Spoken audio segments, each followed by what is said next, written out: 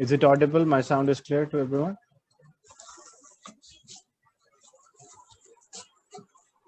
Okay, how we can prepare, this was the last topic. We just started how we can prepare a salt or preparation of the salt. So the reactions of acid can be used to prepare the soluble salts, and there's another method which we call ionic precipitation.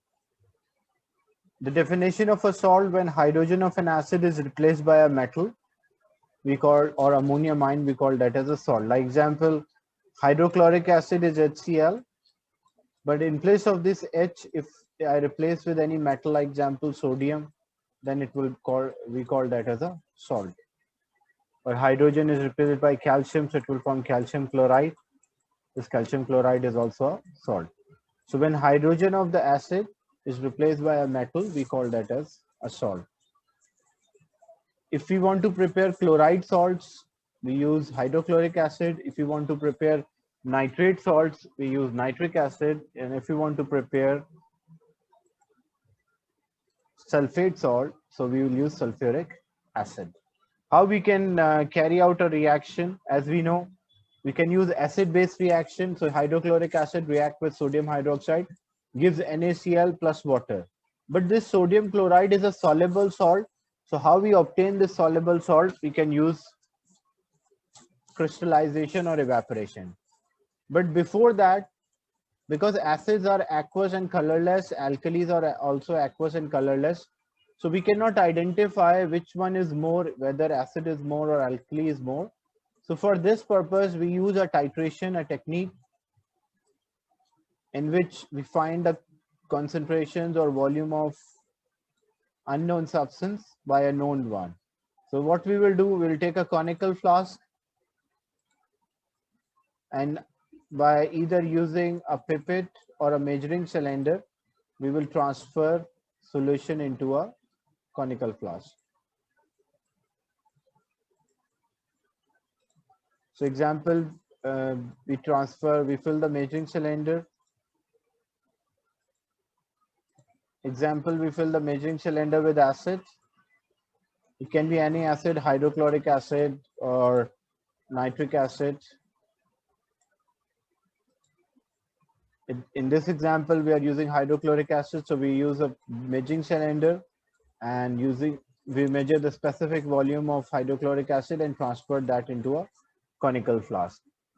Then the second step, we add indicator. Indicators are weak acid which show different colors in different medium. So phenolphthalein, if you use phenolphthalein, it will be colorless. So example, if you use phenolphthalein, add indicators, but it should be drops of indicator, not too much. Only few drops are enough. So when we add drops of indicator, example, if phenolphthalein is there, it will remain colorless. Then we will fill the burette with an alkali, and we transfer the alkali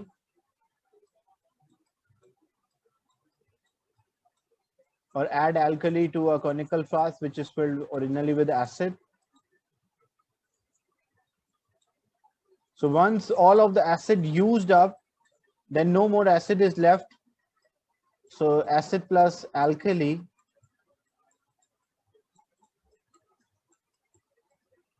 was giving salt and water. So once all of the acid is used up, no more acid is there. So we are left with the alkali, and the indicator will show a color change.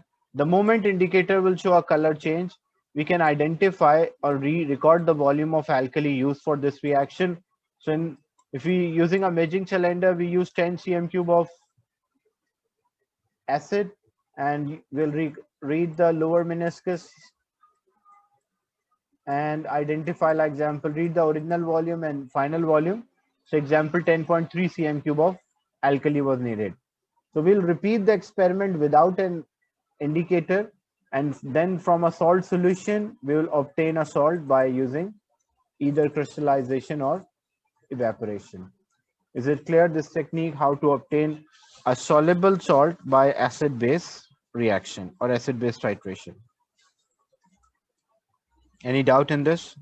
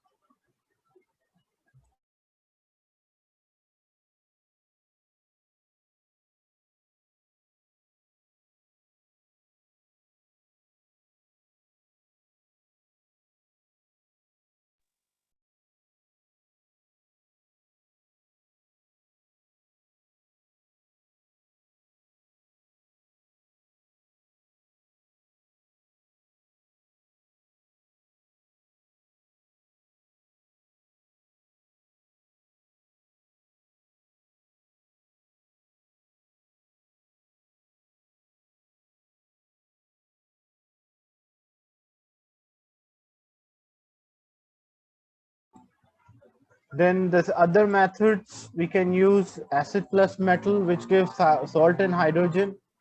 So we use excess of metal until no more. This method is same for either adding acid.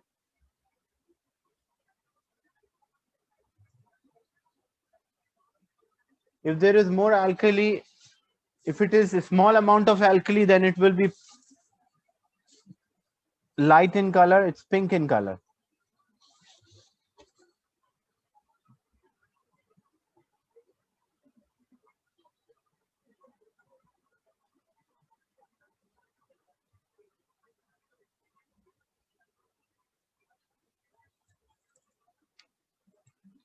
So the second method which we can use to prepare this salt,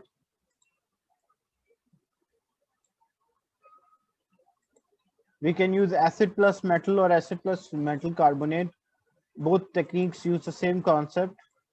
So we'll have a container, example a beaker, and this beaker is filled with acid.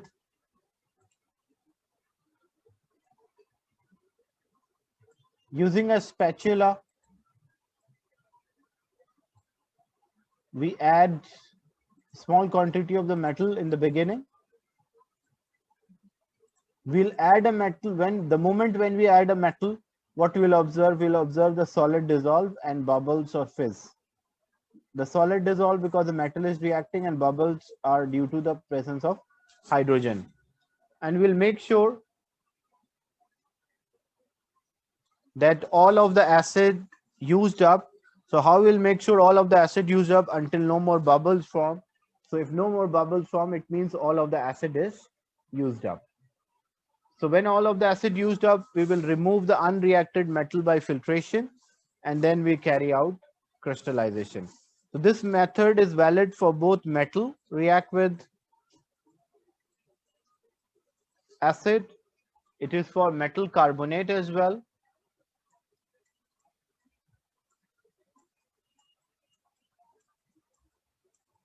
Or it is valid for metal oxide. But in case of metal oxide observation, it does not give any bubbles. So if you observe that a solid which you are adding is not reacting, or the size or amount of solid which you are adding is not changing, it shows that metal oxide is in excess.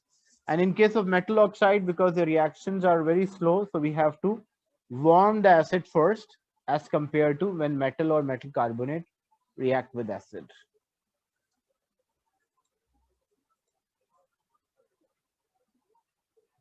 Just now we discussed how we can prepare. As we discussed now, for example, if you are using insoluble base such as metal or solid metal carbonate, so these are the steps, because this is related to paper 4 as well. Sorry, unit 1. Unit 3 is a ATP, alternative for practical, but unit 1 also you find some question in which you have to plan experiment to prepare a salt. So first we add a solid base to the acid, filter off the excess of the solid base or metal carbonate, then heat the filtrate solution until the volume reduced to half, and then we will cool down the solution and leave the solution and allow remain water to evaporate slowly and crystals to form. Filter and pick out the crystals and dry, leave to dry, or put the crystal between the filter so that it will be dry. But this will not give 100% yield. Why this will not give 100% yield? Because what happened first, when an acid reacted with a metal, it formed a salt solution. So during filtration, some of the salt solution left on the filter paper. That's why it will not give you 100% result. So the percentage yield of the crystal will always be less than 100, because some salts stay in the solution, and there is also some loss on transferring from one container to another, and there's a loss on filtrate. So these are the things which occur. If using a soluble base, for example, we are using acid base, so we will use indicator for this purpose and repeat the procedure without indicator. For insoluble base, or which is also called ionic precipitation, by mixing a two soluble salts, if a solid is formed, this type of reaction is called ionic precipitation. So example, you're mixing lead nitrate with sodium chloride. So what we'll do, we'll take equal concentration. Like if a concentration of lead nitrate is 1 mole per dm cube, the concentration of sodium chloride should also be 1 mole per dm cube. So when the two salt solutions have the equal concentrations, the ratio of the moles is same as the ratio of the volume required for a complete reaction. So what we will do, if I took 5 cm cube of lead nitrate, according to equation, this amount of sodium chloride for a balanced equation, you can see amount of sodium chloride should be twice. So if 5 cm cube of lead nitrate is there, then it means 10 cm cube of sodium chloride is needed. So when we mix these two solutions, suddenly a solid is formed. So what we and there will be another salt, but that other salt is a soluble salt. So we don't observe anything for that salt. Only the solid which is formed when mixing two solutions, we call that as ionic precipitation. And this solid, what we can do, we can filter it and just simply dry by using a filter paper. If you want to write an ionic equation, so first we cancel out the common ion in aqueous substance. So nitrate is common both sides. That's why we can cancel out nitrate. Chloride, one side it is aqueous, the other side it is solid, so it cannot be. Sodium is aqueous both sides, so it can cancel out. So what you're left with, you're left with lead ion. You can see a lead ion. You're left with two chloride ions. That's why two chloride ions, and it gives lead chloride, which is a ionic equation. The ions which you cancel out, the ions are known as spectator ion. Why we call spectator ion? Because originally they are not taking part or not causing any change in the reaction mixture before and after. Before also they are aqueous, after also they are aqueous, so they remain in the solution, so does not uh, carry out any change during a chemical reaction.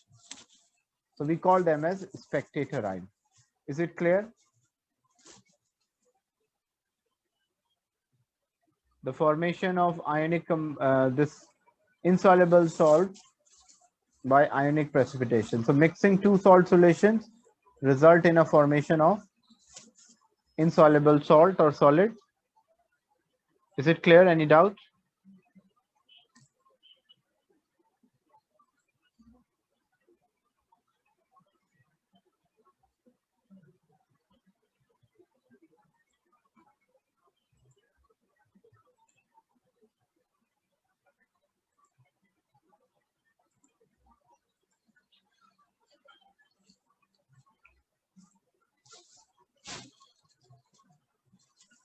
When you mix two solutions, like example, you have lead nitrate, aqueous lead nitrate,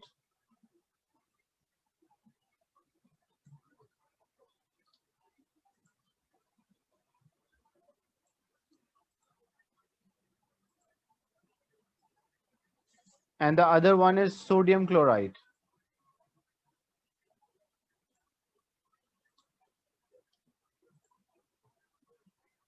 So two solutions are there, colorless solutions. One is for the lead nitrate and the other one is for sodium chloride. You mix them into another container. When you mix them into another container, what you observe, you will observe that the two solutions, the moment they mix with each other, they will form solid. And that solid is actually lead chloride. Lead chloride is a yellow precipitate, so you will observe yellow solid.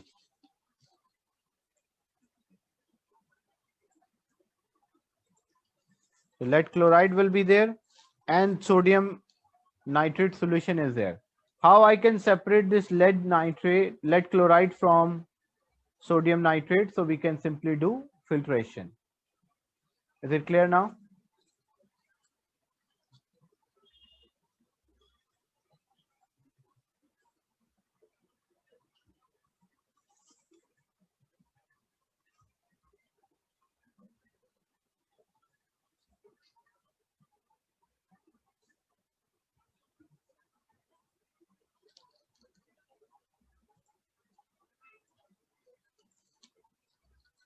Then different reaction, we can write an ionic equation. Like example, the first hydrochloric acid is reacting with magnesium. So when magnesium react with the hydrochloric acid, give magnesium chloride plus hydrogen. So what we'll observe bubbles. When we write the state symbol, all acids are aqueous, metal solid, magnesium chloride aqueous, because you have to recall that table, that all nitrates are soluble, most chloride except silver, mercury and lead. Most sulfates are also soluble except barium, calcium and lead, and most carbonates are insoluble except sodium, potassium and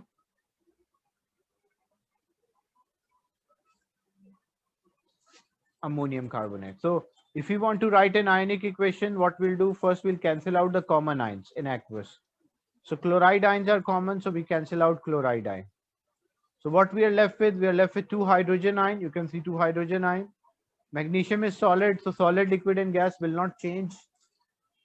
We write as it is. Magnesium chloride is aqueous, so it means it contains magnesium ion, and hydrogen is a gas, so it is a molecule. Another equation, nitrous acid react with barium hydroxide, gives barium nitride plus water. So aqueous, so nitrous, nitrite ion, cancel with nitrite ion. Barium is aqueous, so that cancel out each other. So what you're left with, 2 hydrogen ion and you're left with 2 hydroxide ion. And so means I can write like this: 2 hydrogen ion plus 2 hydroxide ion give 2 water molecule. Or 2 is the simplest ratio, so 1 is the simplest ratio, so I can cancel out. All salts are not aqueous. You have to recall that table. In O levels, you studied this table, that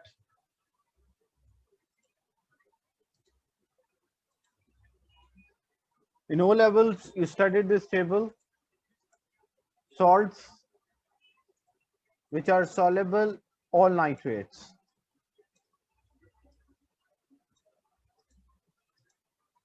Salt, if salt are in solid state, but if we add water, if you have a salt, all the salts are in solid state, but if we add water, then some of the salts will dissolve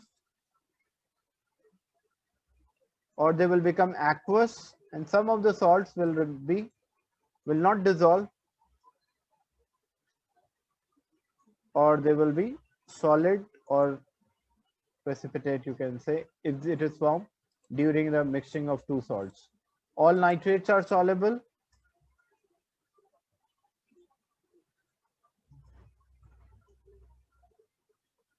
Most chlorides are soluble. Most sulfates are soluble. And most carbonates are insoluble.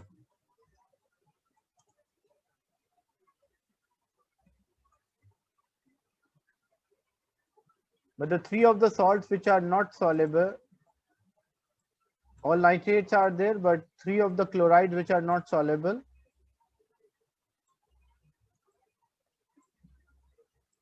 silver chloride,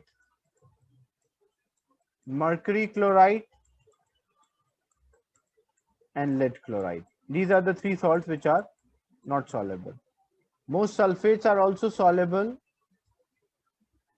except 3.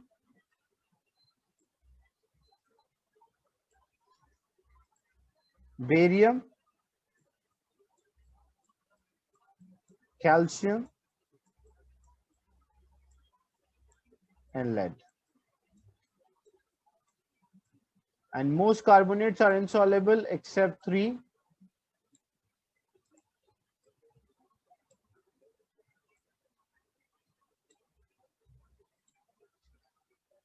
Potassium carbonate, sodium carbonate, and ammonium carbonate.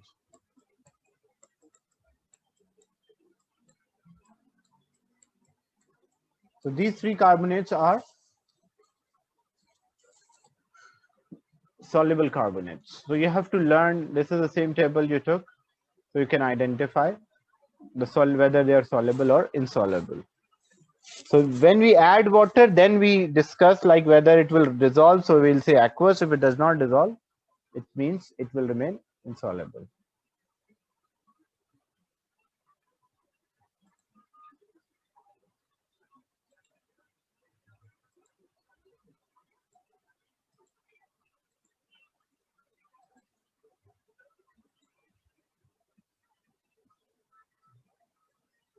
Then what is the difference between a hazard and the risk? So hazard is a substance or a procedure that has a potential to do harm. Like something, it can be a substance or it can be a procedure as well, which has potential to do harm or can harm you.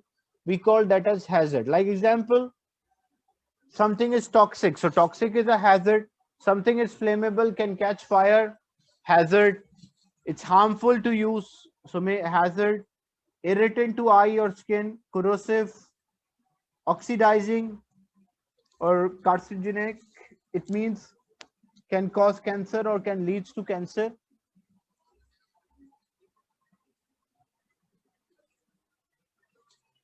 So hazards are there. For when you are using any compound, certain hazards are there related to the compound. But risk is the probability or chance that harm or will result from use. Like example, if you are using, risk can be changed. Like you can minimize the risk, but you cannot change the hazard. If something is toxic, it will remain toxic. But you can minimize the risk. So this is a probability or chance that will harm you. And there are different ways by which you can minimize the risk.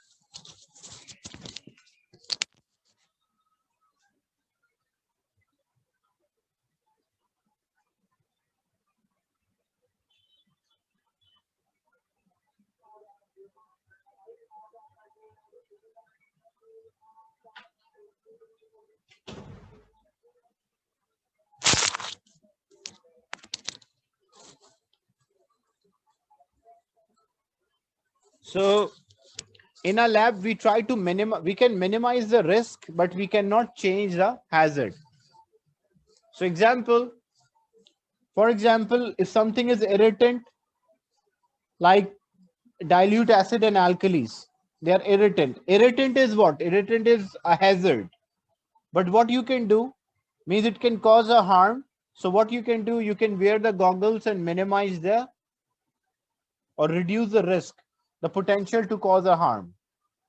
Corrosive, like strong acid and strong alkalis are corrosive, so you should wear gloves, goggles, or lab coat. So why we wear gloves, goggles, or lab coat? So we reduce the or minimize the risk. If something is flammable, like such as organic compounds, they are flammable. So we should keep away from a naked flame or directly, we should not expose them to a flame. Toxic, if something is toxic, wear gloves, avoid skin contact, wash hand after the use. If something is oxidizing, oxidizing means also easily oxidize the material or can catch fire as well. So we should always keep away from flammable things or because it can easily oxidize the material.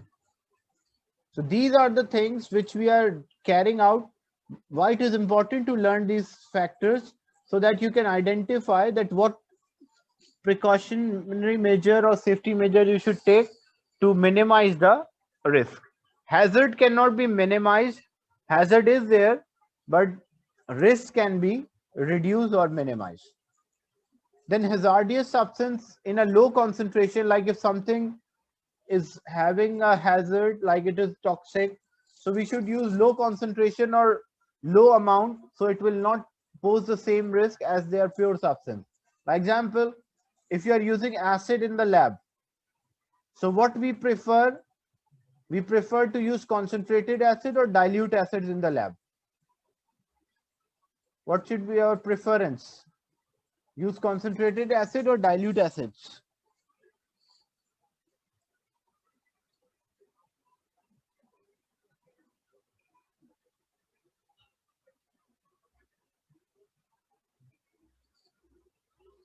So we should prefer to use dilute acids. Why? Because the concentrated acids are corrosive, so they are harmful, they have hazard. So we reduce the risk that they can harm us by using a dilute acid. Is it clear, this concept?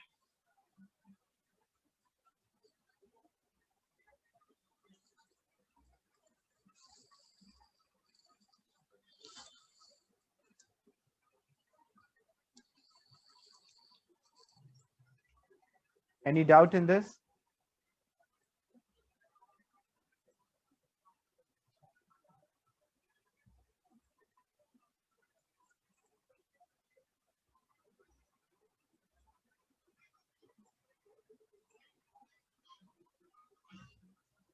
Then different apparatus can be used depending on what is the purpose. Like example, if you want to collect a gas, or you want to measure the volume of the gas, or you want to measure the speed or the rate of the reaction, so gas syringe can be used for a variety of experiment where we want to measure the volume of a gas, and using volume we can work out the moles.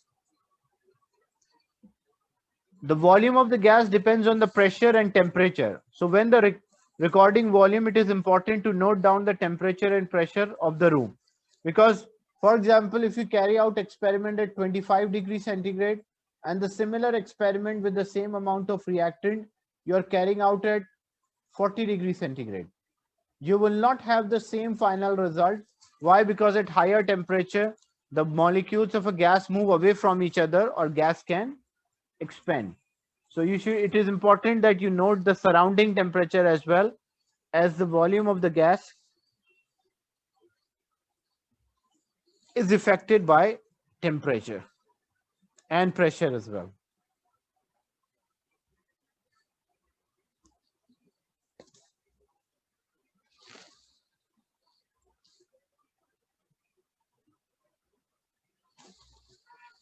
Then using this, we can, using the volume divided by 24, what we will get? We'll get moles. And using the moles, we can work out the equation moles for other substance and unknown substance as well. What are the errors which are associated here by in using a gas syringe? A gas escape before the bung inserted. Like this bung, when we insert, maybe a reaction started and the gas might escape. So that's an error. Syringe stick, because this is the syringe of the gas might stick, so it will lead to an error. Some gas like carbon dioxide or sulfur dioxide are soluble in water. So what happened? Maybe a gas which is released here will dissolve in a solution. So we will not get the same amount of a gas which is released if it's a soluble gas. So it will not be accurate. Is it clear?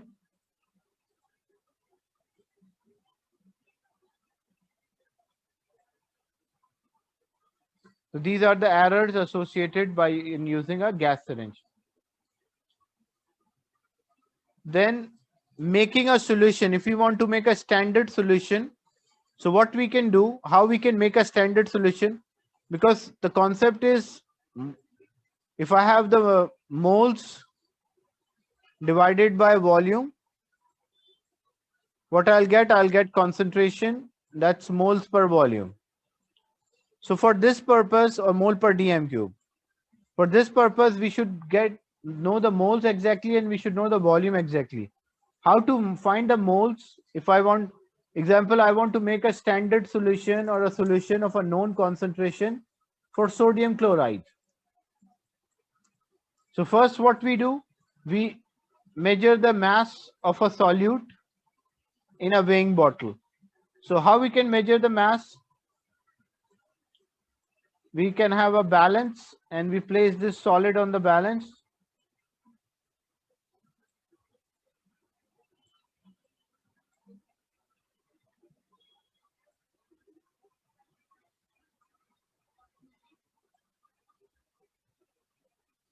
So we place this solid on the balance and we'll know the mass of this, like example 30 grams.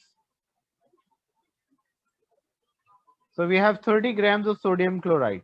Using this mass, we have the mass, we can find the moles. Moles is equals to mass divided by mass in gram divided by molar mass. Molar mass of sodium chloride is 58.5, so we get the moles. How to get the volume? So what we will do, for this purpose, we will use a volumetric flask. This flask is called volumetric flask. This volumetric flask is having only one label. So we add a distilled water or deionized water until we reach the label, and we shake the bottle so that all of the solid will dissolve. So we have the volume also, what volume we took according, normally we use 250 cm cube volumetric flask. So this is 250 cm cube, will convert into dm cube, which is 0.25 decimeter cube. So we have the volume of the solution, we have the mass of a solute, moles, the concentration is moles of a solute divided by volume of a solvent. Using this, we get the concentration of a solution formed. Is it clear?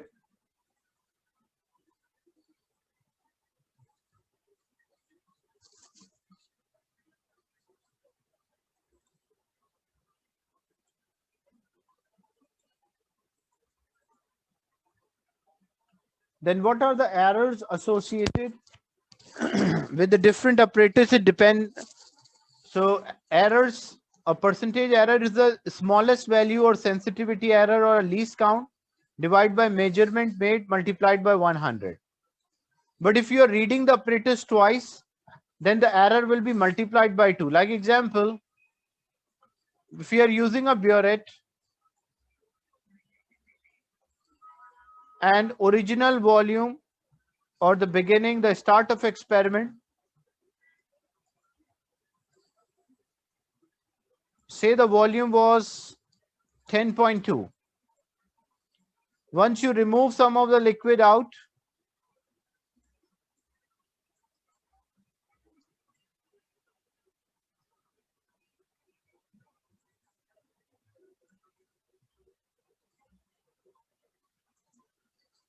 some of the liquid, as you remove, the volume will decrease. Say it's 15.4. So what is the volume of the liquid which we remove or use for the experiment? It's 15.4 minus 10.2, which is equals to 5.2 cm cube. So 5.2 cm cube is a calculated value. If I need a percentage error here, so percentage error is the smallest value. Normally the smallest value which our burette can record, it can vary, like here it's given 0.15, but normally it's 0.1. So smallest value is 0.1. Divide by value recorded is 5.2 multiplied by 100. But this will not be accurate. Why this is not correct? Because in case of burette, I have to read the level twice. I have to record the initial volume and then I have to record the final volume, and the difference in the volume is giving me the volume of a solution which we used. So that's why this error, the smallest value, should be multiplied by 2. So if you are reading the apparatus twice, it should be multiplied by 2. If you are reading the apparatus only one time, then it is not multiplied by 2. Because every time when you record or read,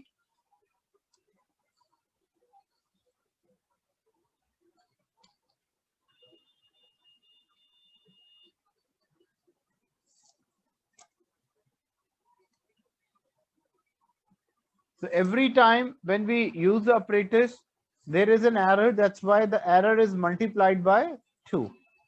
So example,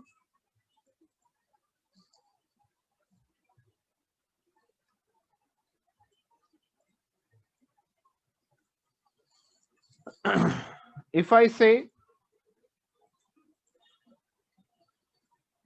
we measure, but in case of volumetric flask, we just read the one label. That's why for volumetric flask, if I find the percentage error or the sensitivity error, so the percentage error in case of volumetric flask is a volume recorded divided by, sorry, the least count divided by volume recorded. We normally record 250 cm cube multiplied by 100. So that will give us percentage error of the volumetric flask. In case of balance, like if you are using a balance,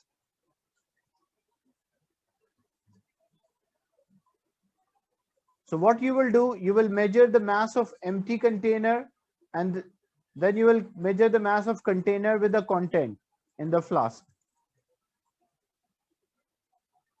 So first you measure empty, and then you measure the filled one. So as we are recording, like example, the mass 1 was 2 grams and mass 2 was 2.5 grams. So what is the mass of the salt which we use? So 2.5 minus 2, which is equals to 0.5. That's a value which we record. But what about the error? Because example, if for a balance is 0.001, so if it's 0.001, divide by value recorded is 5 multiplied by 100. But this will not be correct. Why? Because we read the balance twice. That's why it's in uncertainty. The smallest value should be multiplied by 2.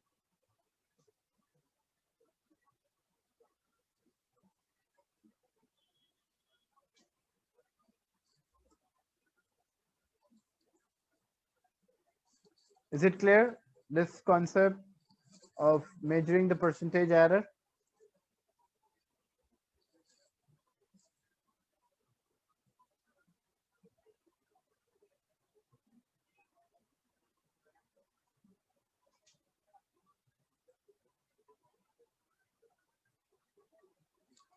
And if you want to reduce the percentage error, if you want to decrease this percentage error, so we should record higher value so that the percentage error will be reduced.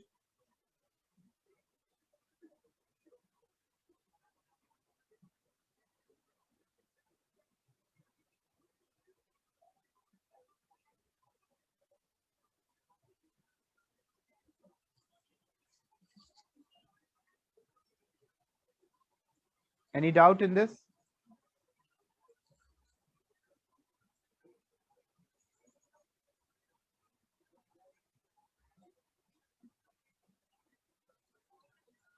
So how we can reduce this error in measuring the mass? So using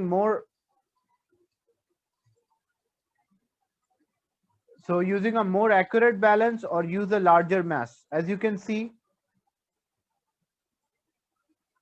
if I use a smaller, higher precision, error will be reduced. If I measure higher mass, error will be reduced.